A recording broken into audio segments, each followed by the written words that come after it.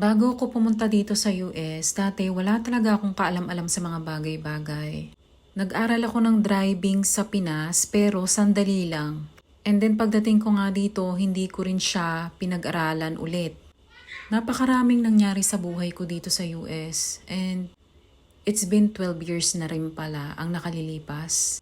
Ang dami-dami kong natutunan. At gawin yung mga bagay na dati hindi ko ginagawa. Kapag may nakikita ko sa marketplace at alam kong kaya kong ayusin, ginagawa ko tapos pinibenta ko. Nag-assemble din ako ng bahay-bahayan dati ni Nia. Ito na yung pa-birthday niya. Every time na mag-birthday ang mga anak ko, binibili ko kung ano yung talagang gustong-gusto nila. Kasi pag lumaki sila, alam kong walang katumbas yun na pera. Nililinis ko rin every year etong portable pool. Para naman every summer ay mag-i-enjoy talaga sila. Etong at si Nia marunong na mag-swimming this year. Gumawa din ako ng bako dito sa likod bahay kaso ito hindi ko pa natatapos.